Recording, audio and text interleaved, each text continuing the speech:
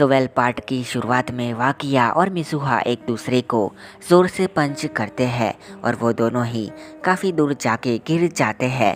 और तब अपनी यूज़ू अपनी जगह से खड़ी होती है और चिल्लाती है तुम दोनों लड़ना बंद करो और हमें यहाँ से जाने दो।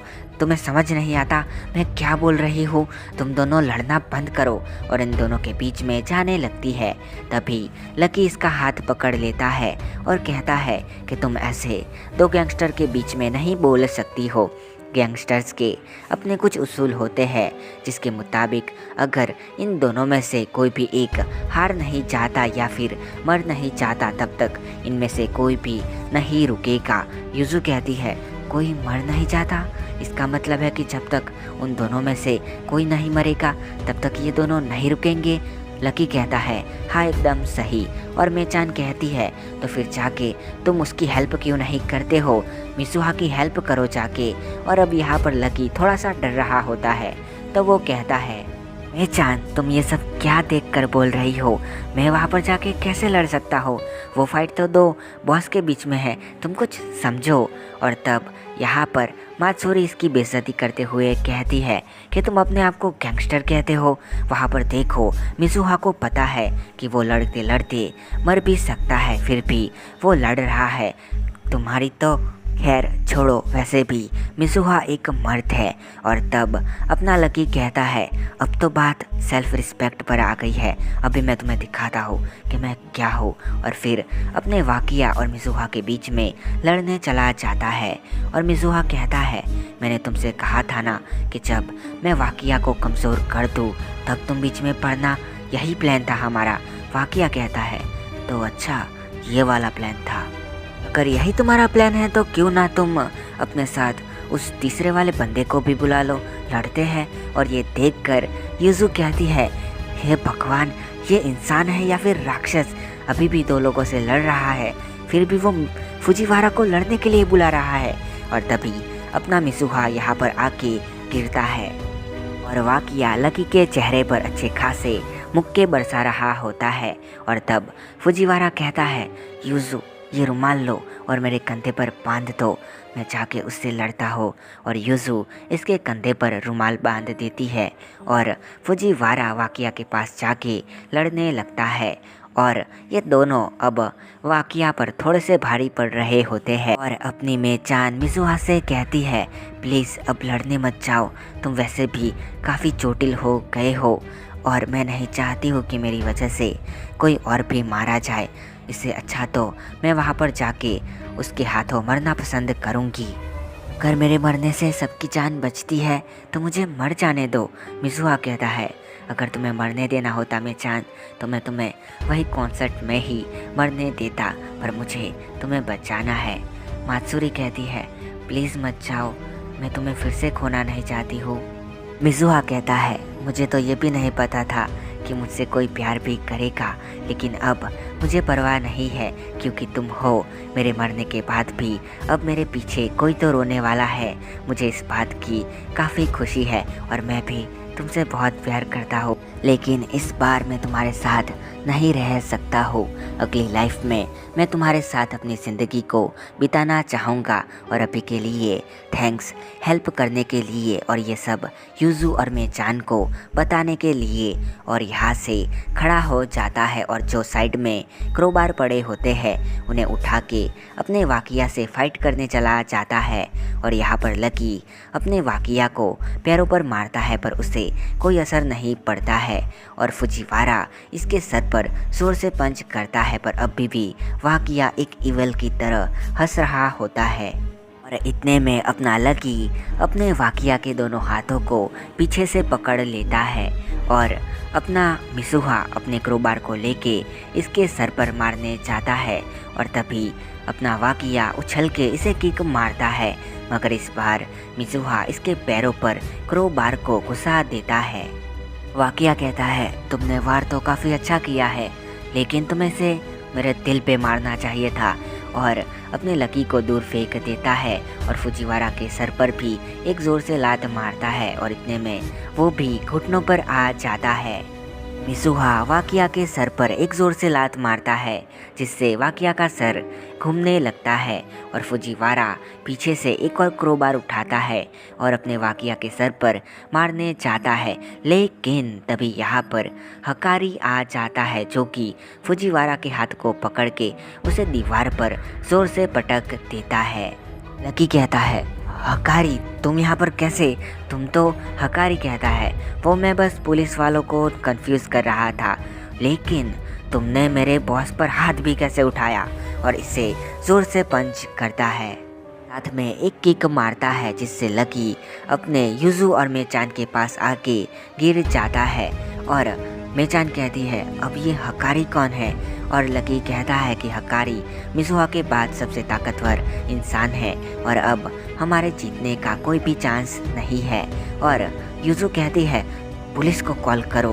और तभी हकारी फुजीवारा को जोर से सर पर मारते हुए कहता है, कोई भी फ़ायदा नहीं है, यहाँ पर जामर लगे हुए हैं, जिसकी वजह से कोई कॉल आ भी नहीं सकता है, ना ही जा सकता है। मुझे लगा था कि ऐसा कुछ होगा, इसी वजह से मैंने ये सब कुछ किया है। सो इसके थोड़ी देर बाद अपना फुजीवारा ज़मीन पर पड़ा होता है और लकी अपने हकारी से अभी भी फाइट कर रहा था और मिजुहा को वाकिया ने आर पार क्रोबार घुसा दिया होता है और उसे दीवार पे लटका देता है।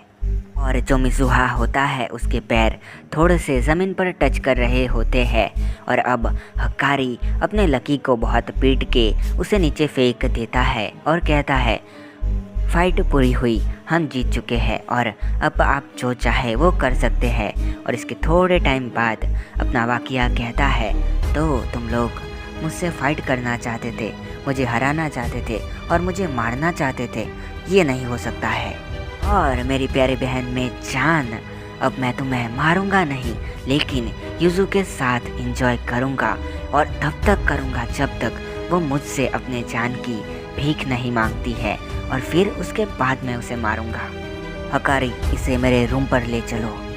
मेचान कहती है, तुम्हें जो करना है मेरे साथ करो, प्लीज़ इसे जाने दो, तुम्हारी दुश्मनी तो मेरी फैमिली के साथ थी ना।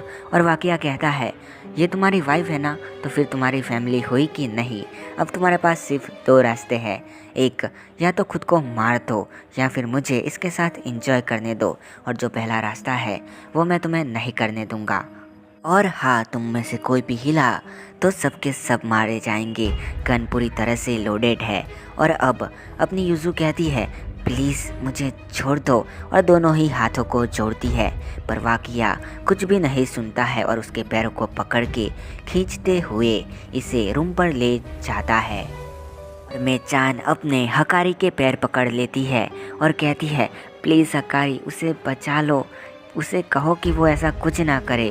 और हकारी कहता है, मैं तुम्हारी फीलिंग्स को समझ सकता हूँ, लेकिन मैं कुछ नहीं कर सकता। अगर मैंने कुछ किया तो वो मुझे मार डालेगा।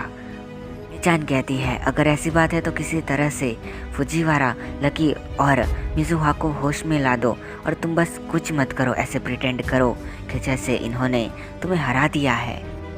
हकारी कहता है, तुम सही कह रही हो और ये चीज़ मैं कर सकता हूँ। तभी एक बंदा कहता है, लेकिन हम अपने बॉस के साथ गद्दारी कैसे कर सकते हैं हकारी, और अगर हमने कुछ किया तो वो हमें मार देगा। और हकारी कहता है, तुम्हें दिख नहीं रहा है क्या, वो किसी का सगा नहीं है, तो फिर हम उसके वफादार कुत्ते बनकर क्यों रहे? तुम देख सकते हो कि ये चीज़ हमारे फैमिली के साथ भी हो सकती है। वो बंदा कहता है, आप सही हो, लेकिन हम कुछ नहीं करेंगे। और तब अपनी मेचान कहती है, अब तुम्हारे पास टाइम है मिजुहा, प्लीज़ उठ जाओ, प्लीज़ तुम्हारे पास टाइम है सब कुछ सही करने का, प्लीज़ उठ जाओ। और यहाँ पर रूम के सीन में हम देखते हैं कि वाकिया कहता है, मानना पड़ेगा युजू, तुम्हारी बॉडी काफ़ी कमाल की है। और अब अपने युजू के ऊपर जाने लगता है। तभी अचानक से दरवाज़ा टूटता है और कोई वाकिया को लात मारता है, और ये अपना मिजुहा होता है। और वाकिया कहता है, पता नहीं मिजुहा, तुम किस मिट्टी के बने हो जो मरते ही नहीं हो।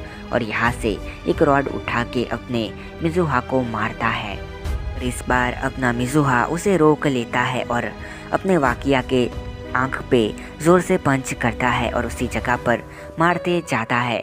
और इतने में लकी भी आ जाता है जो कि वाकिया को मारने लगता है। और लकी कहता है, हार मान लो वाकिया, अब तुम्हारे पास कोई भी इंसान नहीं बचा है, सब तुम्हारे खिलाफ है। और वाकिया कहता है, मैं अपने आप से बना हूँ, मुझे किसी ने नहीं बनाया है और मैं चाहूँ तो इस एम्पायर को फिर से खड़ा कर सकता हूँ। दोनों को ही लात मारता है और लकी फिर से इसे अटैक करता है और तब ये फिर से इसे पंच करके दूर फेंकता है और अपने ड्रॉवर से गन निकालने जाता है, पर अपना मिज़ुहा इसे पकड़ लेता है।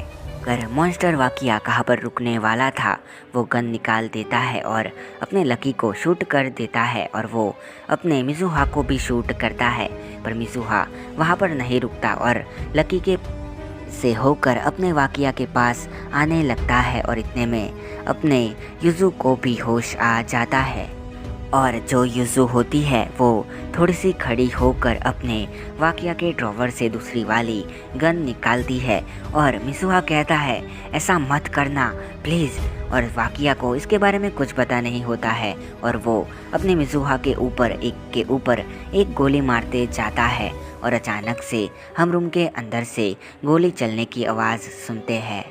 फिर हकारी, दूसरे बंदे और मेचान भी अंदर आते हैं और मेचान देखती है कि युजू के चेहरे पर खून लगा होता है और उसके हाथ में बंदूक होती है।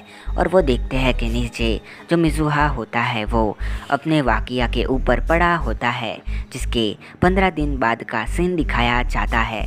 और युजू बोल रही होती है कि जब मैंने वाकिया के ऊपर गोली मारी तब उसके सर पे जाके लगी और उसकी सारी नसें फट गई, जिसकी वजह से वो वहीं पर मारा गया।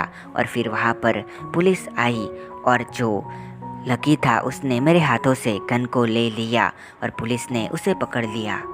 मुझे वहाँ पर कोई भी होश नहीं था, लेकिन हम पर केस हुआ जहाँ पर कोर्ट में लकी ने सारी चीज़ों को अपने ऊपर ले लिया और उसने कहा कि उसने सेल्फ डिफेंस में उस गन को चलाया था। उसके बावजूद लकी को 10 साल की जेल हुई और अभी हम दोनों ही एकदम सेफ है। और मिज़ुहा ने अपने प्रॉमिस को पूरी तरह से निभाया, जिसके बाद युजू कब्रिस्तान में होती है और वहाँ पर वो एक ग्रेव के सामने खड़ी होती है और वाइट फूलों को लगाती है और हम देखते हैं कि ये ग्रेव वाकिया की होती है, जिसके बगल में मिज़ुहा की ग्रेव होती है। युजू कहती है, मिज़ुहा, मुझे वाकिया के ड्रॉवर से एक लेटर मिला, सो अब पता चलेगा कि वाकिया ने इंडिया में किसी पर्सन से क्या पूछा था। और अब युजू इस लेटर को पढ़ के सुनाती है, जिसमें लिखा होता है, मेरे दोस्त मिज़ुहा, मैं तुम्हें ये चीज़ बताना चाहता हूँ कि तुम मेरे सिर्फ दोस्त नहीं हो लेकिन मेरे सगे भाई हो, और इसी वजह से शायद मैं तुमसे अट्रैक्ट हुआ था, ना कि इस वजह से कि मैं तुमसे प्यार करता था।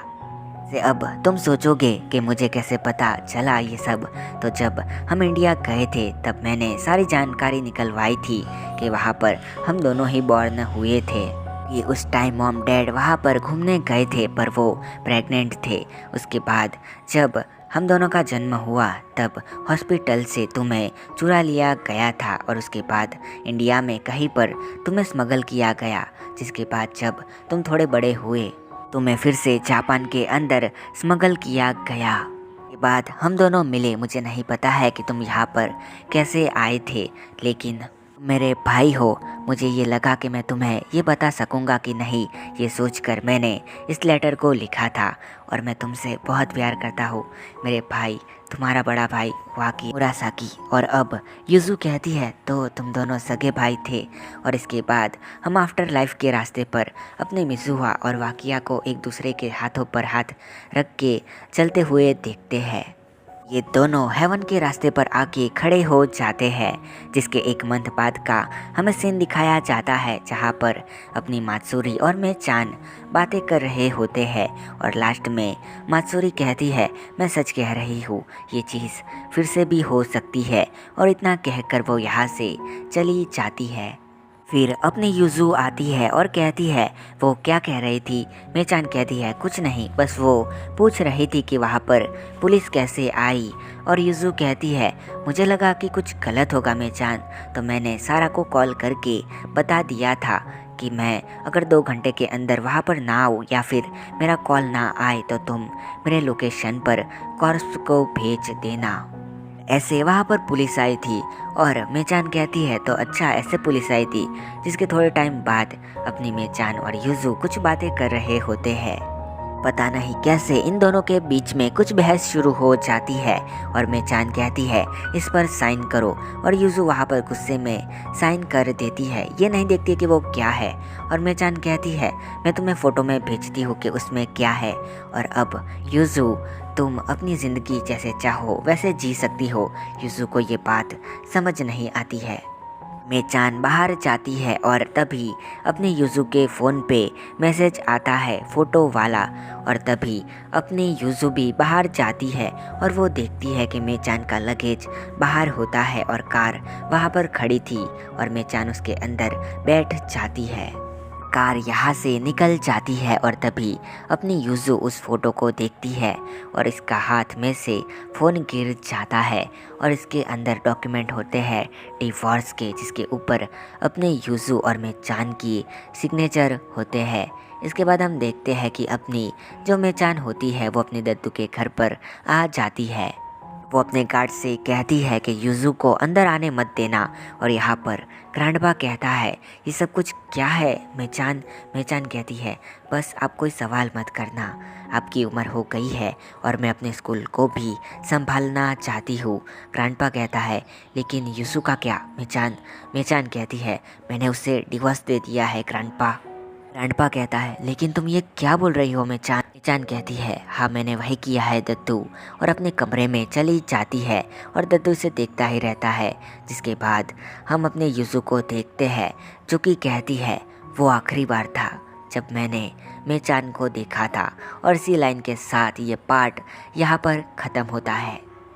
तो कई लोगों के कुछ सवाल होंगे जिनके जवाब मैं दे देता हूँ। पहला सवाल ये होगा कि मिज़ुहा को अपने मात्सुरी से कैसे प्यार हुआ।